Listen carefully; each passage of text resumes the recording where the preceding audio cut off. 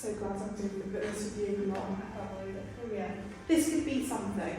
Start something new. I mean, like, right, I've had enough, I'm sick of it, I'm not doing this anymore. Yeah. Music should have been played, or impact that you see music has on lives. That's just pausing to cry. Yeah. It's profound. Welcome to Inner Noise. Okay, right, question one. Are you ready? You're ready. Okay, here we go. So I'm a firm believer that our childhood, our upbringing really kind of builds this picture and creates us into who we are and what we've lived through and any experiences we've had.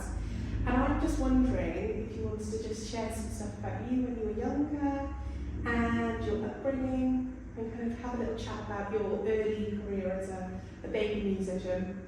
Yeah, so if I go back to kind of my family background, because I am a first generation British born Chinese, myself and my younger brother, and my parents are both from Hong Kong. Like a lot of Chinese immigrants, they moved over, like 30 plus years ago with their own families when work was sort of scarce in Hong Kong and opportunities were difficult. And so being born in Britain but having this Chinese heritage behind me has meant kind of growing up I've been in this world of different identity almost, craving to know more about my own Asian heritage and the family that I have in Hong Kong, meanwhile trying to fit in with maybe more Western traditions. Yeah. And I see that in my family, like in my mum and dad as well, how things from living in the UK, they kind of maybe change some of their mindsets, maybe in a way that I would say is more positive.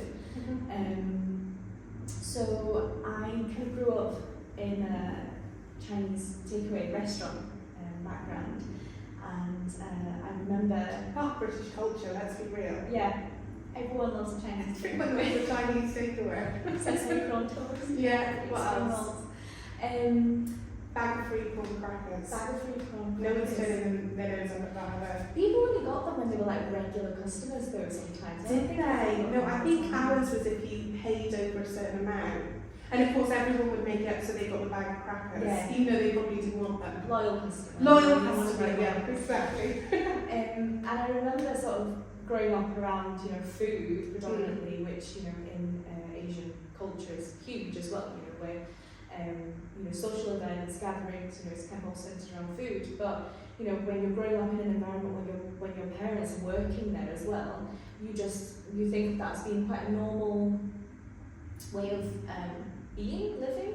So I remember, I'd go to work with my parents for their evening shift, so they pick me up from school, and I would, we'd have dinner or something together at home, and then we'd go to the restaurant, and there I would spend my evenings in like this little back room, like little pantry if you want, so that's where they kept like kind of all the rice, all like the cupboard staples and everything like that, and they'd like have this little makeshift bed for me if I wanted to take a little nap, and it was just basically like, I don't know, probably like some wooden pallets or something like that, And I guess from thinking about that as my childhood, up until maybe when I was about 9 or 10, to then like now being a professional violinist, it feels so far detached. I just never imagined how I would have reached this point, I think. And I guess a crucial part of my childhood was actually, the reason that I'm doing what I'm doing today is because there was like a gentleman who would come to the restaurant every evening to have dinner. So he never kind of married, and his mum had passed away, for instance, a few years before we met him. So he found a lot of solace in our Chinese community, coming in for dinner and stuff like that, and I would go out and I would kind of chatter away to him. I would like show him things I've been like reading and writing, because I love reading, and it's kind of something that I have ingested throughout my life. Like books like fill me with joy. Yeah. So like when I'm in a bookshop, it's just like I'm really happy to be in that space. Yeah. And I think like young and chatty me, I would just go out and I'd show him like all these little poems I was reading, or like the stories, and he was very patient. He was a teacher in Hume Grammar School, just outside of Yorkshire, and unbeknownst to me, at the time, he was also supporting a lot of musicians in London and in Manchester. Wow. So I remember going to watch, the concerts at the Royal Northern College of Music, like in the junior department, for instance, and then going to see, other kind of other classical music events that were happening. And I think he saw how much I enjoyed reading, and he offered the opportunity for me to take violin lessons, basically. I think at the time, I still say this, is that my mum wanted me to be a ballet dancer if possible, Really? Well, if she could have had a choice, if they could have afforded it. Well, listen, fun fact, that's all I wanted. Was it? Yeah. God didn't bless me with the natural physique of a ballerina, sadly. But the thing is that maybe that whole thing of, because I love dance classes, but for the music. Yeah. So maybe it's just that, it's like maybe your mum knew that that's what, do you know what I mean? Because I guess Asian culture, going into the arts maybe isn't something, let's say, typical. It's not an occupation of choice. No. I guess my assumption would be that she would have wanted something like a lawyer or a doctor or an academic subject that maybe has a good salary that you're like comfortable and happy in. Exactly. But ballerina, she wanted Darcy Russell. And she got stage in a little tutu. In a little tutu. Actually, you would have looked gorgeous.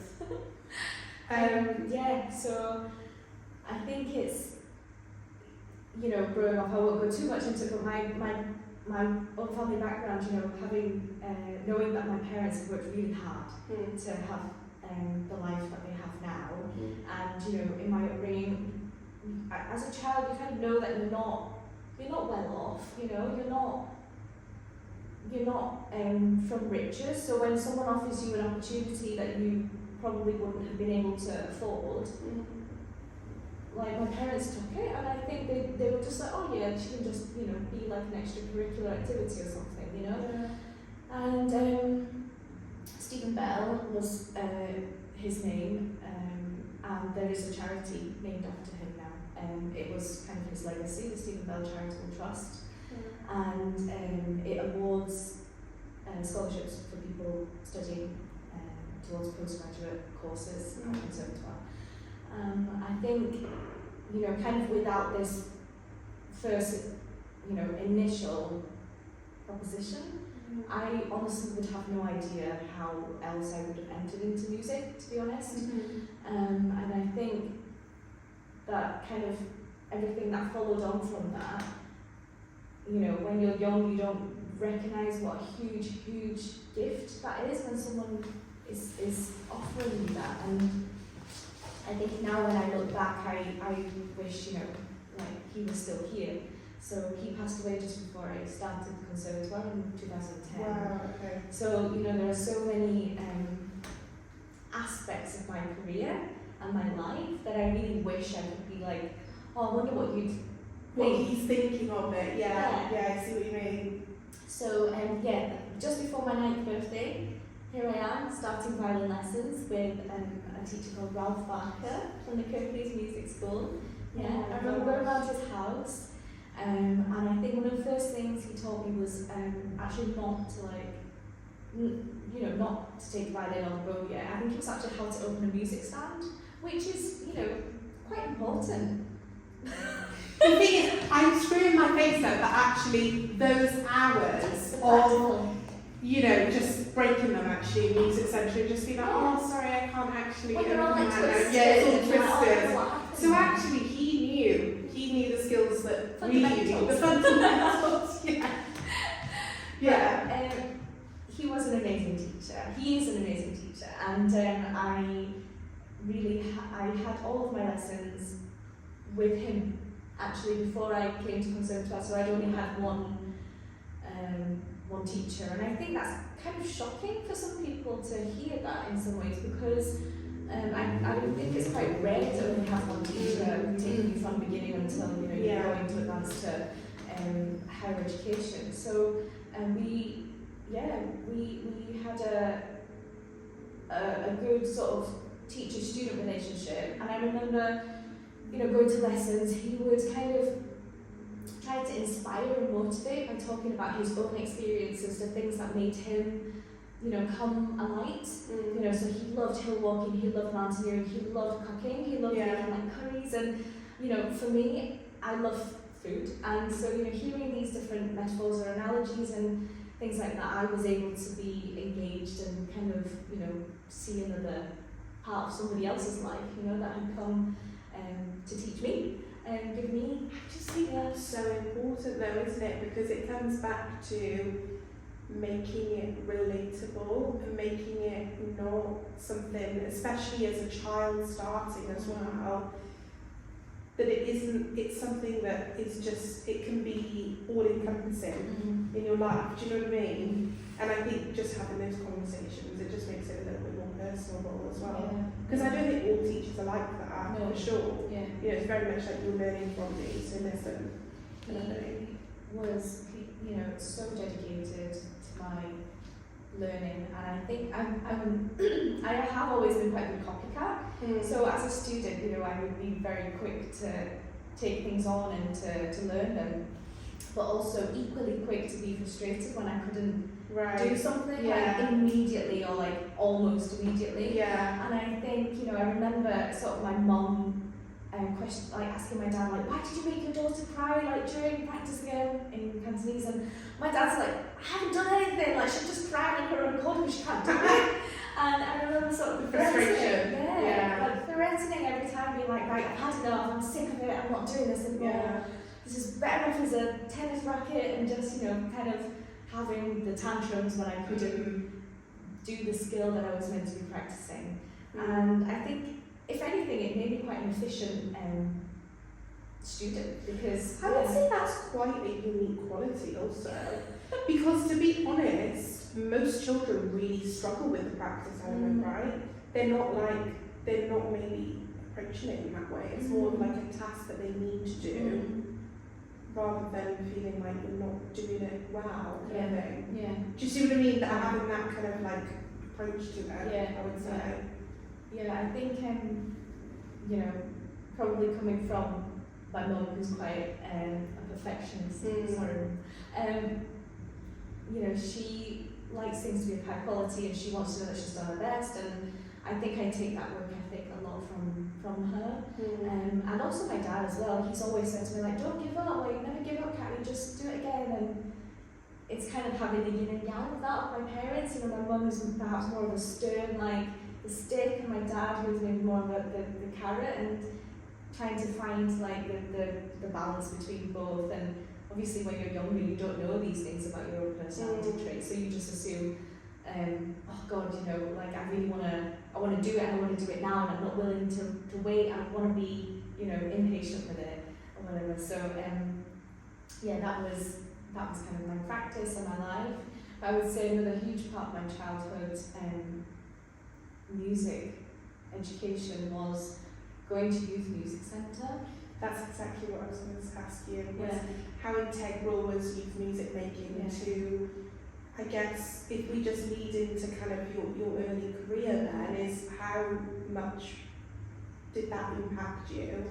And if you want to talk about that, I feel like I do have a little bit of an agenda with this, because I do think that we need to be, as professionals and as young professionals, really trying to make this an agenda and talk about it a lot more, because I was going to ask you, when did you realise that you were good and good enough potentially, but then I was just thinking about it now, and I was like, I don't actually think it's appropriate to ask, because actually I don't think, or maybe you can correct me, maybe you will be like, at 14, I just knew, put me on that stage now. But I think for me, I never realised what I was capable of, because actually I was just enjoying it so much. So I really want to know about your experience, because we're from similar backgrounds in that, I don't know about you, but my music centre was free, for example, just went there, and it was huge in my childhood. You know, it was the best part and the biggest part of my childhood. So yeah, I'd be really curious to hear your experience. I want to know it all. Tell me, because we worked out that we were at National Festival Music for Youth at the same time, and we never. And here we are now. Saw each other. I know. I would say it's hugely integral to, you know, as part of the learning period when you're young, and you know, you either have your music lessons as a one-to-one with your teacher, or you're in a practice room by yourself. You know, what else fills that gap? You know, how do you actually use the skills that you've been acquiring into a wider context? Yeah. And again, it's only now that I'm old enough to see the benefits of those years, but you know, as you said, I was just going there for the tuck shop on a Friday night. Let's talk about the tuck shop. 1p penny sweets. My God. Yeah, it wasn't it? It was the tuck shop. It was all the stuff you weren't allowed at home. Yeah. And because you were going to music centre, it was suddenly absolutely, you know, fun. It was a treat. Yeah. You'd be working hard. Oh, you'd be working hard, yeah. Scrubbing away. Yeah. Scrubbing away. And I would say I met some of the best people I've ever met in my life. 100%. Yeah, there's nothing like that feeling of the ensemble that you're playing in, and all the different people. You know, people were quirky, people were different, and it wasn't like school where these things were picked on or like, you know, noticed and actually used in a way that made you feel self-conscious. These, you know, I was in a group of people who probably thought I was really weird and quirky, but we embraced that about each other because actually we were just playing our instruments and we were having a good time on a and you know what? I don't know about you, but the love from the teachers. Yeah. Like the generosity, that genuine like care and love is something that I personally feel like I'll just carry with me. Yeah. It wasn't like school, they loved what they did and they were doing it all for us to have some of what they were experiencing as professionals really, but bringing it to us. And tuck shop and that feeling of just like everyone belonged, like you were saying. It didn't matter if in school you were like one of the popular ones or like one of the ones that just had like a smaller nerdy group or whatever. Like you didn't care because we were literally all doing the same thing. I think it's such a good word, like the generosity, because I felt that constantly during my time there. They worked so hard to bring in these really high level performances from us. 100%. You know, for like a group of people, all at different stages, all at different, you know, times of education. Yeah, some super young, you know, newbies. Like I remember when my brother was violin 3 in like the Colne Valley Music Centre. Yeah. He would go and he was tiny, like scrubbing away, and then we'd have people who were, you know, in their last years of high school. Yeah. You know, that age difference is huge when you're dealing with a group that you need to speak to at the same time, because everyone's going to take something differently, and how to keep everyone engaged, how to keep everyone motivated, and like knowing that some people will have practiced during the week and some people just won't have practice during the week. And but trying to uplift the overall standard of the group consistently was something that, or rather is something that I'm so inspired by. The teachers there. Mr. Simons, I remember taking like the senior strings on a Friday night. He would come, and I remember, I think at the time he was probably he was like training for a teacher qualification as well. He'd had a degree, he was training as a, you know, like maybe classroom teacher perhaps, and he would come and, you know, sometimes you could see maybe he was a bit tired now, but he was always there. He always showed up because he believed in us. Do you know what I mean? And I think as a child to have an adult so sincerely believe in you that you can do it, like, you know, it's unbelievable. Because I mean, we're both from state education, right? And in the state sector, there's now I realise so much as an adult, especially living in London, and especially having been to Conservatoire, where I would say most of the people I studied with either went to private school or music school, which is also private, but I guess you get your scholarships and things, but just had a different education to myself. I realised how much was lacking. Yeah. But the most amazing thing is that this free music elevated me to a level that they were at. Do you see what I mean? Yeah. So whilst I couldn't use big words, or my maths was lacking, or this, that and the other, I could stand on a level, the same as that. Yeah. And I think that that level of confidence that it builds in you, determination, grit, knowing that you can do something at a high level, sets people up, not just for music, but just, if I think about the people that were in the youth orchestra with me, they were sort of from the same area as me. Most of them are doctors, lawyers, you know, have beautiful families even, like are really amazing contributors to society. And that's not a coincidence, is it? Yeah. Do you know what I mean? Yeah. Because we all also went to the same schools. It wasn't as if, you know, and it wasn't as if, oh, well, you can afford it, so you can go, it's literally free. Yeah. So it's like, wake up. Do you know, not you. Wake up. You'll wake up. I think it as well teaches you how to forge like kind, meaningful friendships as well. And you know, we had a reunion because Mr. Meredith, Tom Meredith, he had a retirement like concert, basically maybe like I want to say 2 years ago now, possibly.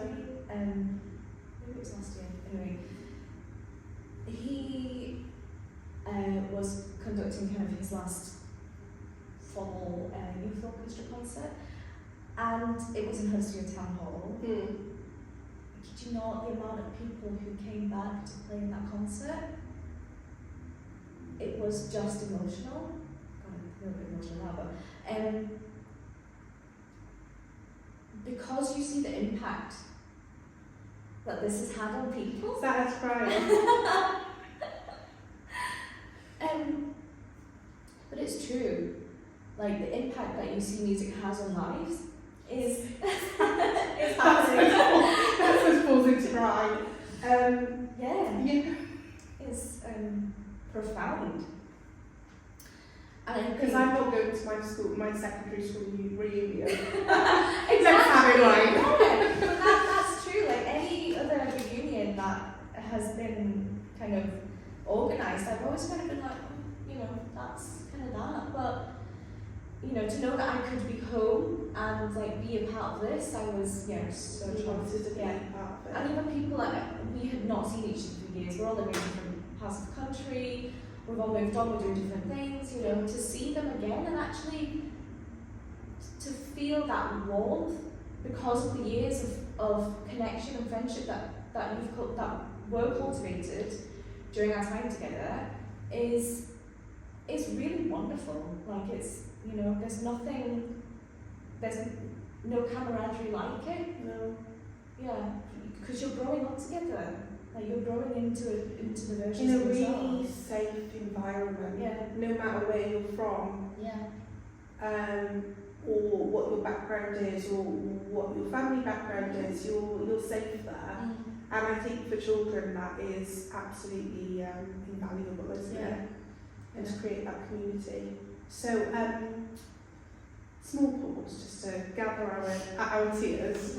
Moving on from then those years, obviously you auditioned for Conservatoire, you went to, where did you go first? Which Conservatoire did you go to first? I went to it was still called the Royal Scottish Academy of Music and Drama at that point. Hang on, have I got this wrong? Why? I thought you went to Northern. No. No, you just went to... I did not know that. Why did I think that you went... Because it was really close. It was really close. I auditioned in Northern and I got the place in Northern, and I got a place in Birmingham. I didn't audition in London because London felt huge and scary and also snooty, dare I say. Sorry, don't come for me. But yeah, Scotland, I already knew I was going to Scotland. I was telling people I was going to Scotland before. You only walked that audition, you said, I'm actually moving to Glasgow. I've got That's scholarship September, to yeah. Glasgow. Yeah. That's it. You manifested that then. So you started your studies there, but you did do a master's there as well, Yeah, right? yeah. Because of my teacher, Andrea Gage. So I only went to my teacher in, like during third year.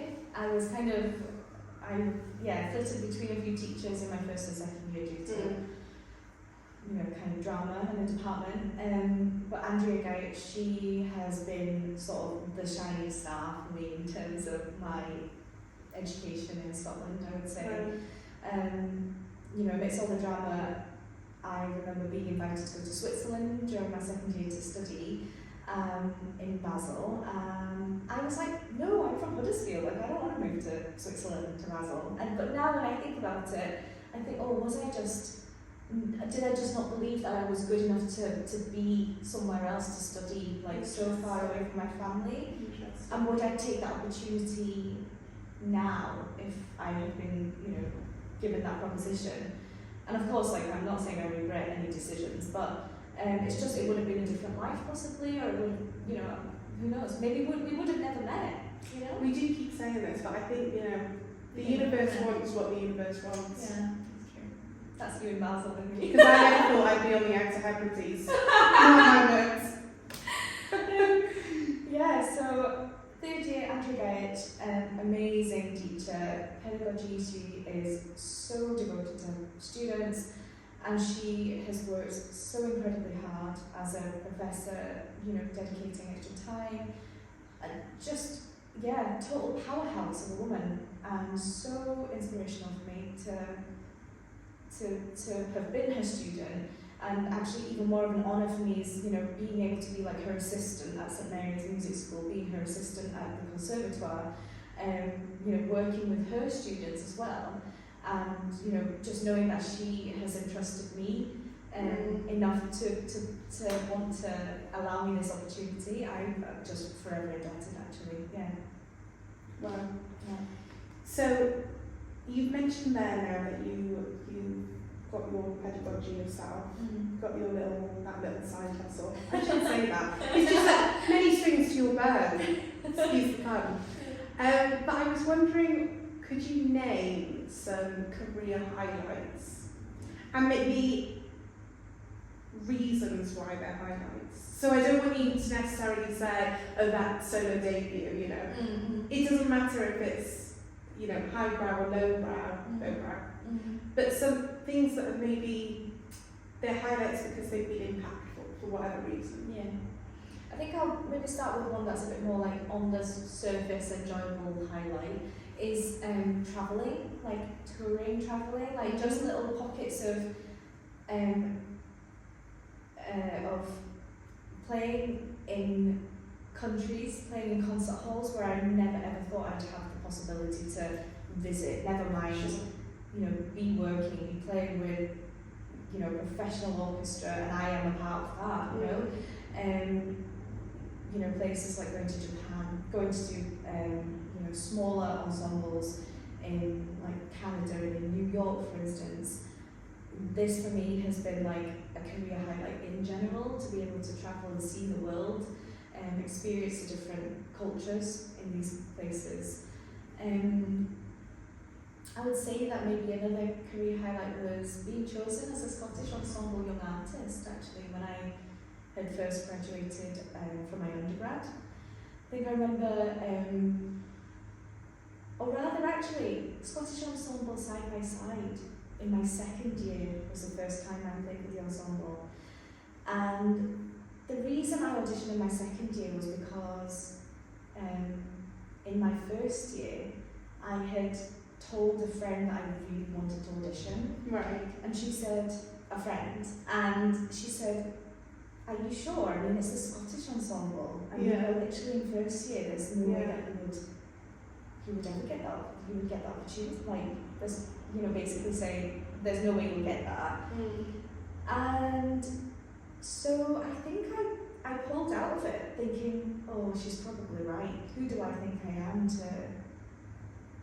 to not, you know, to think that I could possibly come and, you know, play with this very elite ensemble in Scotland. But then, for some reason or other, there was another opportunity, and I thought, you know what, I'm actually just going to try, because the worst is it's just a no. Try again. It's like, if I'm just starting off in here, I'm literally here to learn. Yeah. And if there's nothing that I can do, I know that perseverance is not a weak point for me, do you know, and I will just try. Yeah. So I did, and I got it. And I remember thinking, gosh, imagine if I had continued thinking that I couldn't do something or whatever. So I think maybe it's not a career highlight, but it's my own like mental perception highlight or something, you know. We're told often, aren't we, or at least we're made very aware of the stages that we should be, you know, points we're hitting, that are not necessarily landmark achievements that are like stated, you know, they're not a degree, but there's some, you know, it's like when you're in concert, or you know, side by side is for 4 years actually, when you can really play. But you kind of, you know, because I know you, but it's definitely a quality that you have, is this fearlessness, and I think you question the boundary that's been created, or you're creating for yourself, because of maybe word of other people. So that's a highlight, because you're basically saying, don't like be put off by these kind of don't not try because you think you might not get it. Or that it's not maybe for you, because what if it is for you? And actually in your heart, if you know that it is for you, then it is for you. Do you know what I mean? And I think there's something to be said, because, you know, there are these opportunities, and the reason that they're there is just so that you can try, if nothing else. Because ultimately, they said no. You either choose, you have a choice then, don't you? You get rejected and you deal with the rejection. Of course you've got rejected, so you deal with that anyway. But you go down this little, you know, rabbit hole of rejection, or you think, okay, I got rejected, but I am in my second year, so I got third, fourth, potentially my masters. I can reapply. What did I do wrong? And I mean, you know, at different stages you do like your auditions and stuff, and there's many times that I go back and I look at excerpts and I think, oh my god, is I really doing that fingering or whatever? Do you know what I mean? Because you go back and you reflect on it, and I think it's very important to deal with like rejection in the right way. Do you see what I mean? So that you can feel it, but you can also move through it as well, and kind of learn from whatever, or just try again. Doesn't matter. And I think as musicians as well, because you're kind of constantly thinking about the next thing or the next project, you kind of have this vision that you're always going forward. And so actually, even when you were just asking then about career highlights, it does take a moment to think about the things that you've accomplished, or like the things that you think, oh, what did stand out for me, and why did it stand out for me, you know? I think other things sort of, there are odd concerts that pop out to me, you know, chamber music concerts in Scotland that I remember feeling so wholeheartedly content with how I played. And I know it seems like such a simple thing to sort of say, because playing is what we do, performing is what we do. But I think there's so many times where the scrutiny of, you know, teachers, professors, and your own scrutiny, colleagues, I mean that's a big one, lies heavily on your mind, because you're thinking about judgment from others. That it kind of almost, it gives you an air of nervousness about what you're doing, because you're worried about what they might think of what you've done. And I can say, you know, the few times that I've felt I can fully play with the abandonment has been some of the most liberating times for me as a musician, to think how I can enjoy this moment spontaneously with my duo partner, with the people that I'm playing with, to enjoy connecting with each other and kind of almost forgetting about the audience, but not in a way that is like, oh, we don't want you to be here. It's just, we want you to share in this moment with us. Come into our space, be there, but actually enjoy what we're creating. 100%. Yes. I love those answers. Is that all your highlights, or all you want to mention? Yeah, probably. I love that. We watched Sprint. Oh yeah. We loved it, didn't we? We thought we can now commentate on the athletics of the Olympics. That's how much we were really engaged and listening. That was hilarious. So I kind of wanted to just talk about this because I thought that it's really interesting, the investment that Olympic teams make and just teams in general into mindset and mental health and a can-do attitude rather than a can't-do. And I think as much as that we could possibly lie to ourselves that people are positive, I would say that there is a lot of negativity in the industry in so many different respects. And I'm not saying there isn't, because I guess we're not in the sport industry, so we don't know. But they definitely have, a lot of holistic coaches and people really guiding them and helping them. And I think even the team are supportive. And I wanted to just talk to you about comparisons with that you found, because I definitely think I'm talking from my point of view, but I know it's because we've shared these conversations, so I know you're going to share what I'm about to say. But there's a lot of they're just running a race, aren't they? But to them, it feels like it's everything. Not necessarily everything's on the line, maybe, but to them, it's it is everything. And I can definitely share that value of just really needing to succeed or really needing to push and always be striving and thriving. And I wanted to talk a little bit about kind of growth just generally in the industry, but also about falling rise moments. So moments where you felt and maybe we can talk about that first, moments when you felt like you've fallen off the horse but you've got back on, or moments when you've been this is not going my way and I don't know what to do about it, or I don't know who can help me, kind of thing. And I think it's quite a tough question, because I think sometimes it can be, it sounds bad, but it can be an everyday thing that you're kind of battling for quite a few months if you're in a period of your life in some regard. I'm thinking COVID years even, but I don't particularly want to talk about that because I do think that is quite a specific time, but rather something that now can be spoken about, maybe for almost us to look back on, maybe, or even just for musicians in general, or just people in general, to be honest. A kind of fall and rise feeling is, I kind of think back to first graduating. I'm fresh, I've just got this master's, I have been auditioning for some jobs in different orchestras, I'm trialing in these orchestras, which, is a new experience in itself. You're going into this space where others have many, many more years of experience than you in some cases.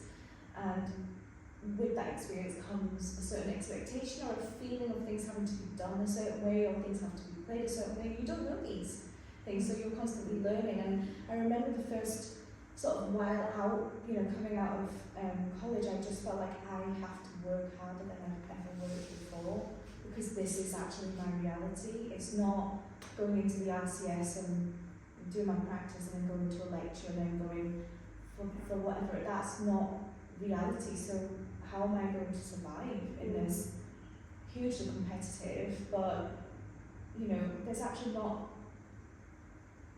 if we're thinking about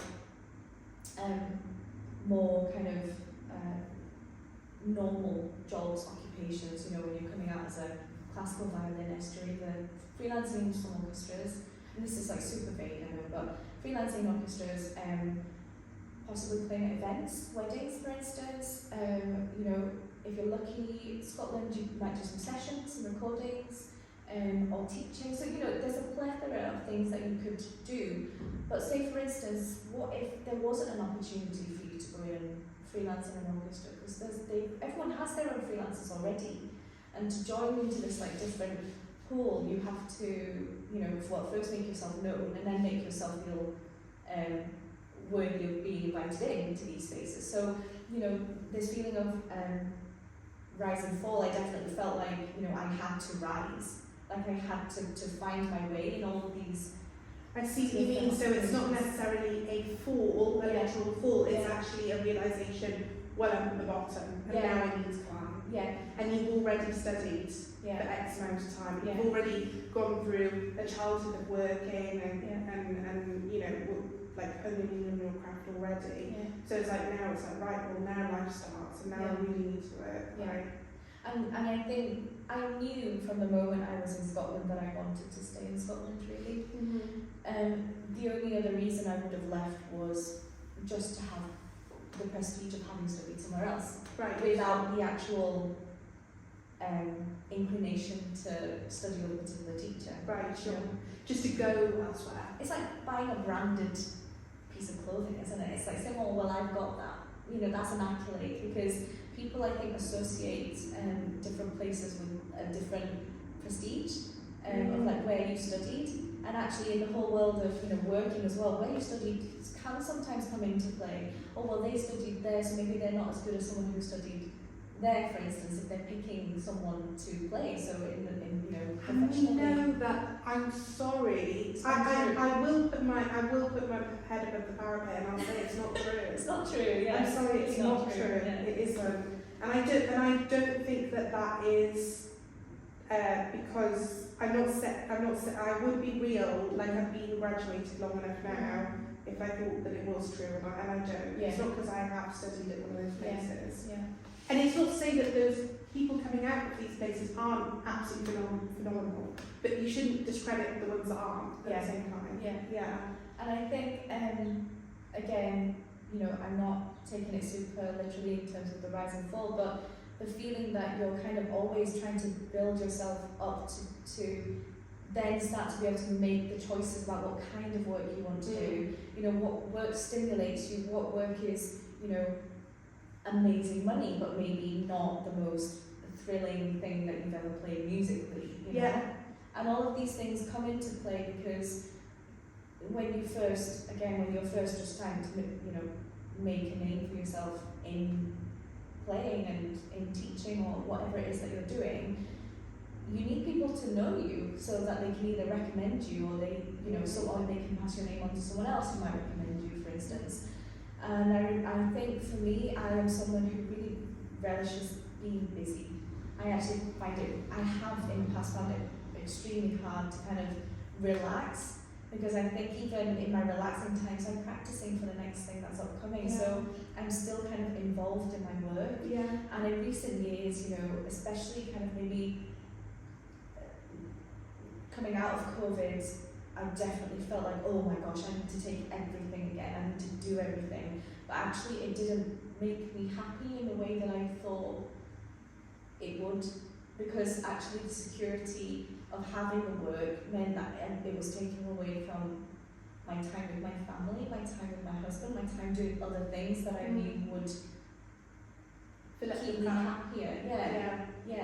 And I think when we're currently at a time where everyone is, you know, wanting to consume art in a way that is, you know, quite cheap, in a way that is really heavily saturated, then even in my own like creative output, you're kind of thinking, okay, can I reuse this again? And is this just like a one time? Is this just one concert, or can I use this one concert to maybe make a recording where it can sit online for people who can't have access to a live event? And what am I going to do with that then? And I think for me, the interest now is how to make something have longevity as a musician. It's like, what do I want to do with my music? What can I do with the music and the time that I have? Like, what is possible with the resources? Like, I'm not famous, you know. I'm not a household name. Like, people don't know me. I'm just a drop in the ocean, actually. But I do want to feel like I've contributed something for myself, for all the years that I've learned and practiced and worked so hard. And I know that giving back to a community that feels similar to the background that I grew up with means a lot to me, because I see that I wouldn't have had this other world opened up to me if it hadn't been for the generosity of the sponsor. So I want to just go. I want to play for people like me, and I want to play, and I want to share music, and play in a way that I feel like, oh, this is the best of me, because I'm not worrying about so and so from another place saying, oh, did you hear that? That was, making their own assumptions or judgments on my play. It's interesting because we're having this conversation in our 30s, right? And I think I realise from what you're talking about is how fragile that moment of coming out of conservatoire is, and how you're thinking, oh, should I, email the leader of BBC Philharmonic and say, oh, it's just I've just graduated and I just really would just love to play. Do you know what I mean? And then you're constantly you're having these inner conversations with yourself because you just don't know what to do or what to say, and you know what you want for yourself. And I guess now we're having this conversation and we're talking about almost, it's not advice, but it's maybe what we would say to our younger selves, that it's actually fine. And actually, we probably both made mistakes, but we also made really good decisions for ourselves that led us to here where we are. And I feel like talking to you, I feel very proud, because I think I can really relate to what you're saying, in that you're almost going back to back to your roots, because you're honouring yourself before all of this, before going through these stupid conversations and playing like a bit of, not play, I'm not saying you played a game, but going through the game that we've all got to, those jumping through those loopholes, and then coming back and saying, actually, we want to still be that person, because I am still that person. And that's kind of why I really want to have these conversations, because that's exactly it. It's giving you, this isn't going to have thousands of views, but it might do. It might. But you know what? it might have thousands of views, it might not, but that's not the point. It's not the fame, it's the conversations I really want to have. And it's hearing what you're saying now, and exactly that, and that's what you're doing. Because I know I'm like you and I'm a musician, but the impact that you have on me through doing what you do, you know what I mean? And then it's so much wider than probably we even are aware. And I don't think we truly congratulate one another, not us, but just generally one another enough, and have honest conversations about how well you're doing, or how great it is to see you do well, or just generally honest conversations about where we're at. Do you see what I mean? Because like I said, that time in your early 20s when you've graduated is a fragile time, because maybe some of the things you kind of have to do don't coincide with what you feel comfortable with doing for yourself. You might not be a brazen person who wants to, write an email, or you might be. You know what I mean? It comes across wrong, or you constantly. Only for us anyway. So some people are good with that kind of stuff, and they have all the WhatsApps, have my bio, enjoy reading that, thank you very much. Maybe, I personally wasn't like that, I was fearful. I was scared, I was thinking they might want her, but they definitely don't want me. Exactly. So reinventing in some regards, and evolving and moving. Tell me about that. Tell me about times or just anything you want to really talk about. I just think even just hearing you say those words, it fills me with excitement, because when I hear evolving, when I hear moving, time, all of these things, for me, it can mean change. And some people are so frightened of change, and I think maybe depending more, but I've always cherished change, I think. And I never wanted to feel stuck. I've always wanted to be, something has to move, something has to feel like there's a progression for me personally. And I think maybe the biggest change or evolving is, we go through a very specific kind of education as musicians. Young, all the way through conservatoire, you come out, wow, you're doing your own thing. But there is that kind of path that's been, kind of assumed to you during your time in education. And I think it's kind of unleashing yourself from any of the chains that is expected of you. And so, you might just think, oh, well, these are the only options that are available because these are the options that I see. Yes, it's not, we're not being given that much kind of autonomy over the kind of work that is possible out there, because actually, what about making work that you can't see? Like, there's space, surely. There must be space within ensemble work, education. There must be a way to maybe reinvent seems very drastic, but there must be a way to be able to make everyone's own musical stimulus and creative stimulus legitimate. Like, I enjoy playing in orchestras, I enjoy teaching, and I enjoy, coaching or, a mixture of different things in my career, and I think that's what keeps me vibrant, and that's what keeps me feeling alive in what I do, because I don't feel cemented into one place necessarily. Like, having that difference of meeting different people and working with people of different ages, different expectations, different needs from me, and thinking about how I can remold myself to fit as the best person to work with them, or how to learn from them as well. I think it's not saying, oh, this is what I know, so that's all I know and all I ever want to be now, and I'm going to just give you this knowledge or whatever. I think I get so much from working with different people and trying to see what I can get from them, because I really have learned a lot about how to even something as simple as writing emails sometimes. How do you want to sound in this email? How do you want to present yourself? What information is it that they need from me? And what information is it that I need from them? And even something as simple as communication skills, for instance, that can help in a whole plethora of the other things that we're doing as musicians. And so I think in terms of evolving, it's meant that I can question the things that I've been kind of led to believe that I should be doing or learning or doing. And I think there's a feistiness in me that also questions why change hasn't been faster in terms of classical music. Things like programming, things like even the education system that we've gone through, like the conservatoires. There's not really been any kind of distinct change, and of course we're worrying about numbers of people who are coming to conservatoire to become classical musicians or to come out as performing musicians or whatever. But unless there's a real recognition that we have to change, like, as a whole ecosystem, and it's not just one little compartment, then sorry, I'm kind of rambling, but it's because I kind of feel like it's go ahead. No, it's very interesting. Like an all-encompassing discussion.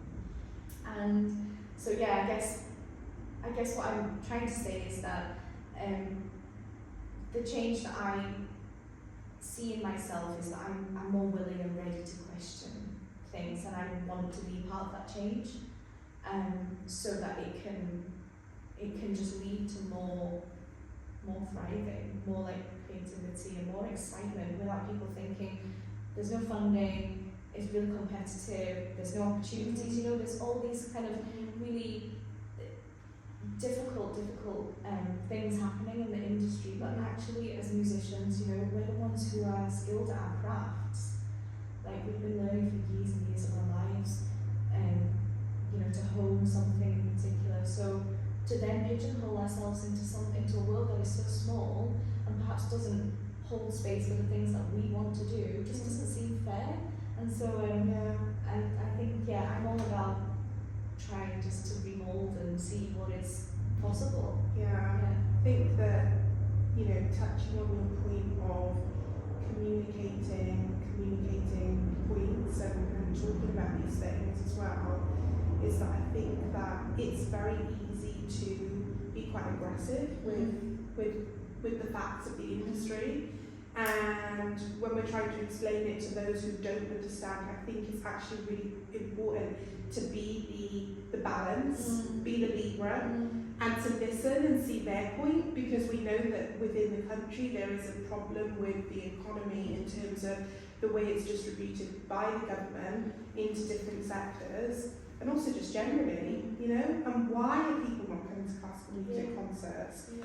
Why are children disengaged? Why are youth music services thriving but nobody is funding them? Why is music not being taught in every single school and only some schools? Yeah. Why is the prom so busy, but yet there will be a world-class violinist at South Bank Centre and maybe not so many tickets sold, or big batches of empty seats? Why is that? And I think it's understanding and seeing what's wrong, but not being aggressive with it and actually being like, we want to be part of the change. Because I think we're also aware of, in our industry as well, changes need to be made within. And I think this lovely openness that you have, as you say that you like change, that openness of being like, well, I don't really necessarily agree, but I can see your point, I can understand it. I mean, that's the problem, that there's not an openness to that change. And I think as well that it can feel quite isolating. You know, if you're self-employed and you're freelancing, if you're questioning, you're kind of, it can feel like the rhetoric is that you're going against it harshly, harshly, but that's not necessarily true at all. No, not at all. I do think, again, I will say it, is that it's important not to do that in a way, because people don't respond well to that, especially if they are set in their ways. They're like that, you know, or oh gosh, that's very strange, or that's very, you know, new and what's the word that they use? Novel. That's very novel. Yeah, you know, no, it doesn't need to be that. It's actually, this can be with that. This works well with that, actually. You know what I mean? And I think also with that, with the communicating and with the kind of trying to manage own needs, others' needs, and like your output, I guess, like in how you're kind of presenting yourself when you're discussing things that might be difficult, is kind of recognizing, as you said, like the other person might have a reason why they think differently from you, and I think it's, you know, really important to be respectful, like of both. If you want the other person to be understanding, then it's like, it's kind of presenting yourself and not being like super hard-headed with it. And if I'm honest, I would kind of consider myself a bit of an introvert sometimes. Like I'm like speaking even like this, it's gotten better, I would say, because I've had more experience of doing it now, so it doesn't feel as alien and as scary before. But certainly, you know, kind of pushing yourself to do things that you're uncomfortable with because you're unfamiliar, not because you're bad at it, kind of thing, is important for change as well. Because I think a lot of musicians, they just think, oh well, I couldn't do that, so I'll just not do it. As in, I won't say, you know, I won't have that conversation to say, oh maybe I could get paid a little bit more because I don't want to lose the work. I don't want to make someone else not get the gig, or I don't want someone else to get my work. You know what I mean? Like, so in change, it's kind of, it can be so applicable to everything that we're doing. I think some may argue, well, why do you need to? But why should we have to kind of present ourselves in a way? But I think it's setting a precedent, isn't it? Yeah. It's actually saying, I want to do this in a professional, good way. You know, it's not like kind of pandering. It's actually just being like, no, I want to present myself in this particular way. Right. So I've been saying to my digital diary, I've been filming this interview that I've been thinking about for a while. And basically, the reason that we're kind of doing, why I literally said let's do this is because obviously you're in London, but because you've got a secret project that I've not disclosed. I've just been saying she's got this project that I'm not saying anything about because I don't want to say. Yeah.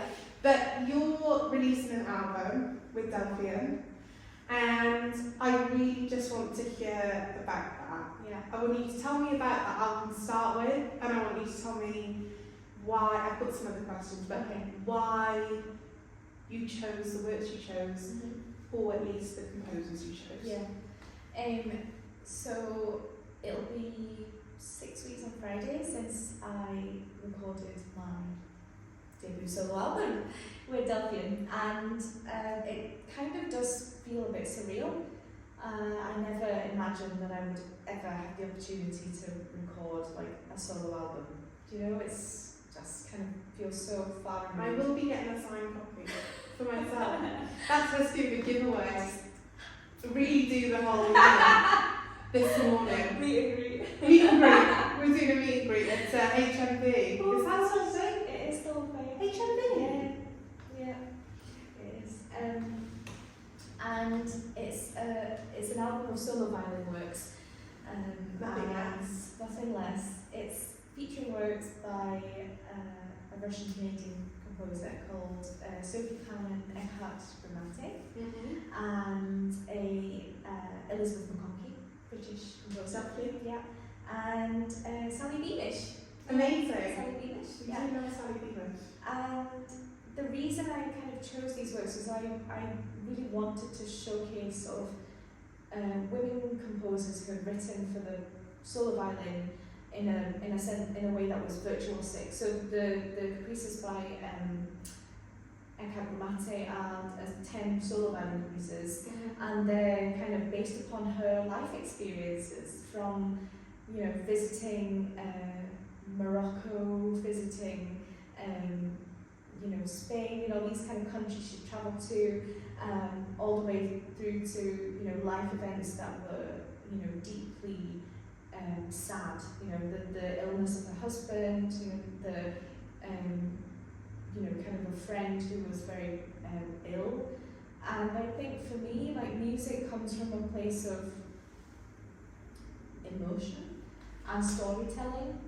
Like, it doesn't come, you know, necessarily for me a place of like an academic, like, oh, you know, we're moving into this key. Like, obviously harmony does inform how you play something, but that isn't my first thought when I'm looking at a piece of music. No, I understand that. And I just, yeah, I've found, you know, this way of trying to connect with a composer that hadn't been kind of played to death and people didn't know, but, you know, people assume when you think of solo violin, it's like Bach, Paganini, Isai, you know, all these kind of, you know, stellar violinists during that time who'd written ferociously for like the instrument. But actually I was like, what about the women? Like, where do they stand, and why have we forgotten about them? Why don't they just exist alongside, you know, violin repertoire anyway?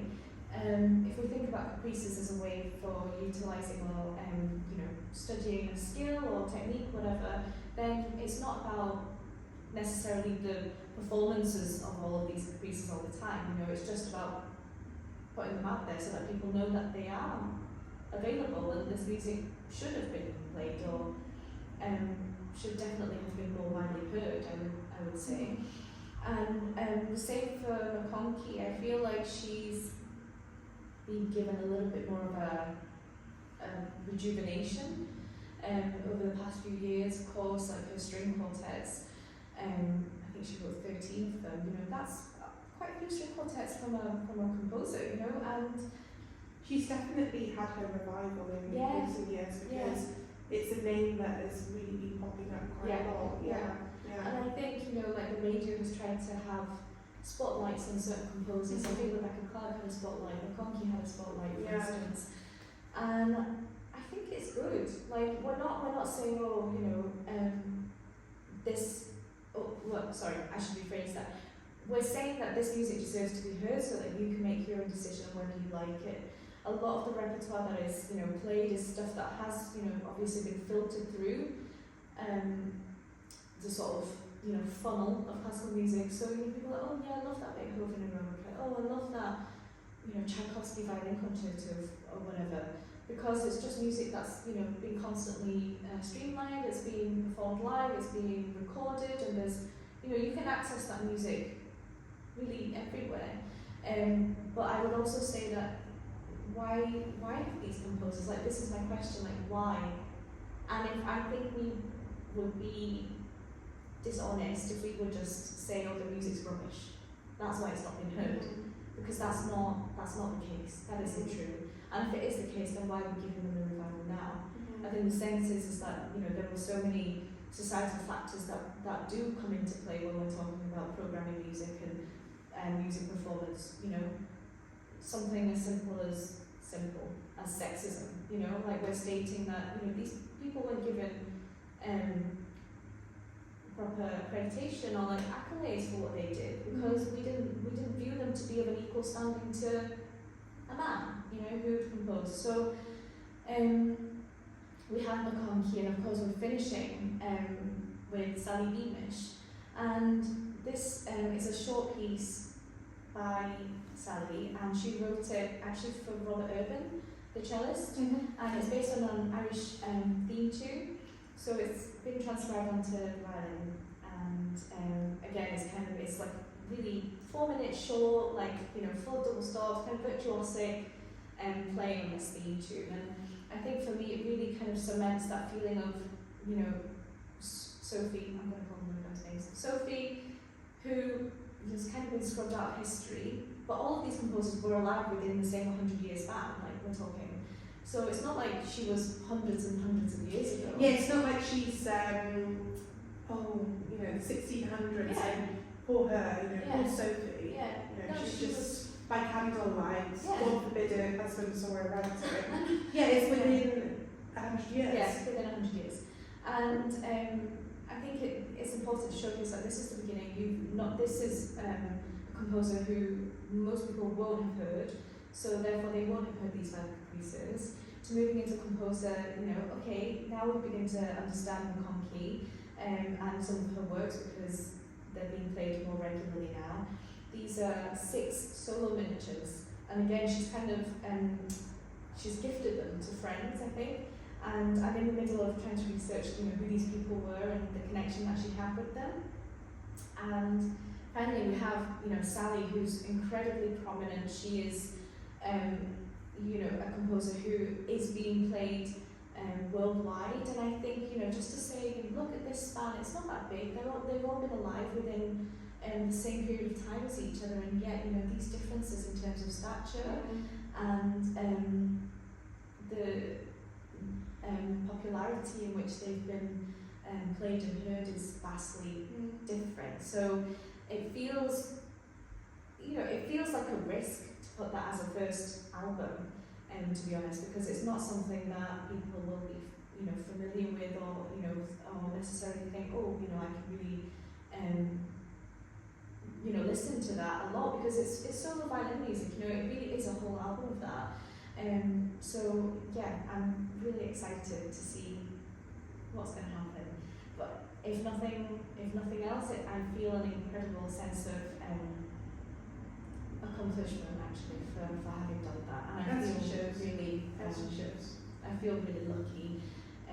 And of course, I haven't heard the album, but I've heard little clips of it. Where you sent it to me, and I said, "Oh, this one is about." And sometimes I got it right. Yeah, you did. Sometimes I got it right. Even though I didn't even know they were all, because of how well it's written, and they are exceptionally difficult as well. So, I mean, you kind of have started to touch on it, but I do want to ask you the question, which was, and this is the final question, is just the meaning of the project to you. Because I feel like you started maybe saying that, but I wanted to directly ask you. I think the meaning of this project, God, I feel like this comes back up into the whole conversation. I think during my whole life as a violinist, so much of the time has been thinking about connecting music with others in a physical way, like playing with others, in a big group or a small group, and I've never really felt an ownership fully for something. And also, I would say, even a couple of years ago, I would have never believed in myself enough to have tried to approach a project like this. And I think the meaning for this is, I single-handedly played every single note on the album, and to recognise it and to see that in myself,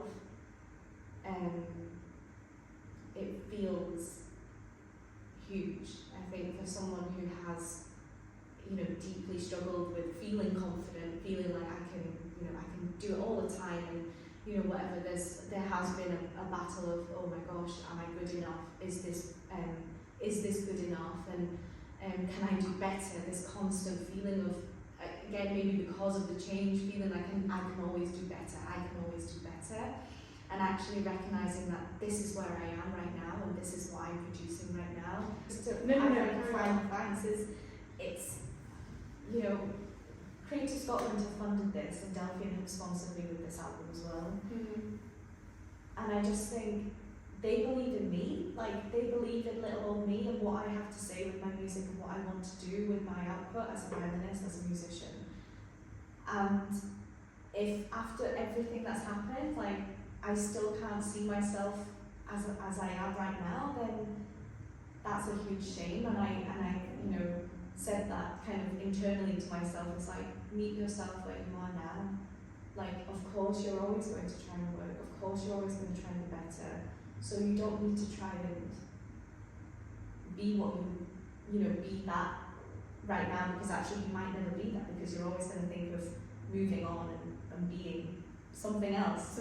So actually just meet yourself where you are now. Yeah. Yeah. And where you are now is fantastic. And I know that it's going to be a fantastic album, and I know that I know that it's going to be impactful. Thank you. Thanks for having me. It's been lovely. Thank you. Thank you.